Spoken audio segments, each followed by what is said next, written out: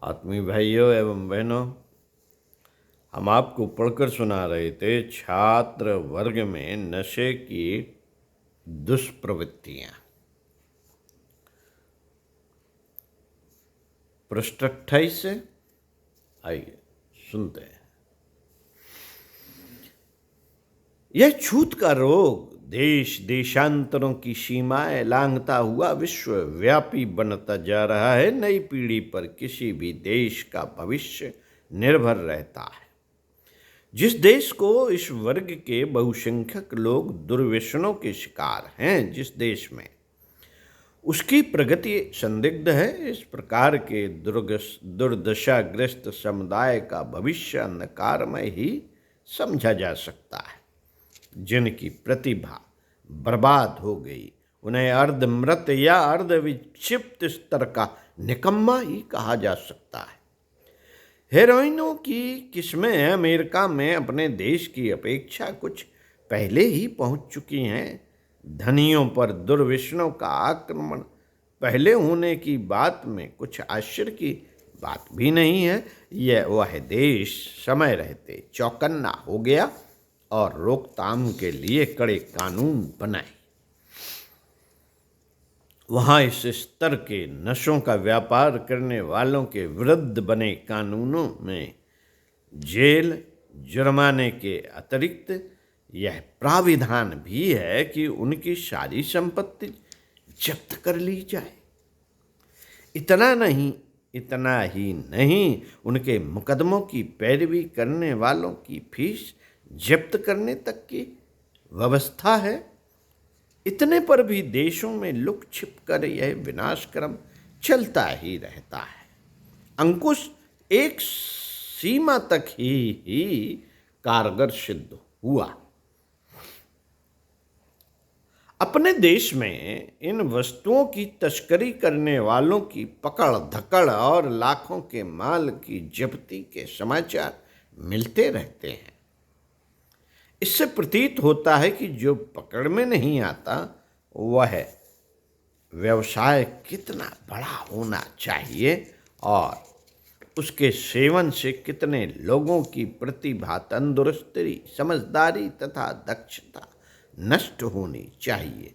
यह घाटा इतना बड़ा है जिसे दुर्भिक्षों एवं दुर्घटनाओं, दैवी प्रकोप के कारण होने वाले विनाश की तुलना में कम नहीं, अधिक ही भयंकर समझा जा सकता है।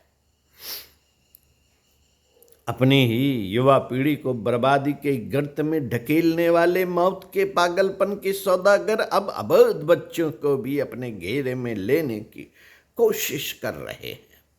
बीड़ी, सिगरेट, पान, तंबाकू बेचने वाले तक इन वस्तुओं को अपने यहाँ रखने लगे हैं और ग्राहक का इशारा पाते ही तत्काल इन वस्तुओं को प्रस्तुत कर देते हैं। यहाँ तक कि चुस्की की बर्फ तक में मिश्रण मांगने वालों की जरूरत पूरी करता रहता है। यह बढ़ता हुआ दुर्व्यसन किस प्रकार रुके, इस संदर्भ में मूर्धन्य लोगों को रोकथाम के कारण उपाय सोचने चाहिए। मात्र कानून बना देने या दंड का अनुपात बढ़ा देने से काम नहीं चलेगा, वरन इसकी घेराबंदी चारों ओर से होनी चाहिए। स्कूलों, कॉलेजों में निरंतर डॉक्टरी जांच होती रहे और जो ऐसी लतों के शिकार पाए जाएं, उन्हें विद्यालय से निष्कासित कर दिया जाए। सरकारी नौकरी में जो इस अनर्थ में फंसे पाए जाएं, उनकी नौकरी छुड़ा ली जाए और सामान्य नागरिक जो धुत पाए जाएं, उन्हें अविश्वस्त घोषित करके किसी महत्वपूर्ण लेन देन या उत्तरदायित्व सौंपने पर प्रतिबंध लगा दिया जाए। मित्रों, इस प्रकार की कड़ाई से सेवनकर्ताओं के होश ठिकाने आएंगे और वे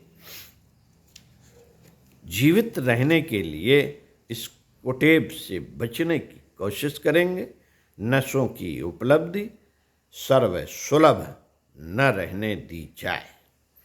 खुले बाजार में बिकने वाले मादक द्रव्यों के मूल्य बढ़ा दिए जाएं और लुक छिप कर कानून तोड़ने वालों के लिए संपत्ति जब्ती जैसा प्राविधान हो, इससे अधिक आवश्यक है कि इन्हें बनाने के काम आने वाली वस्तुओं का उत्पादन ही अवरुद्ध कर दिया जाए। शराब, अफीम, गांजा, भांग, चरस जैसी वस्तुएं जो भी उत्पादन करे वह भी विक्रेताओं और सेवनकर्ताओं की तरह अपराधी माना जाए।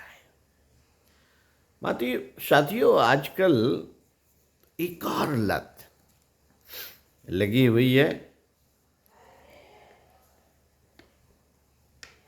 ओम शांति। आगे बताएं।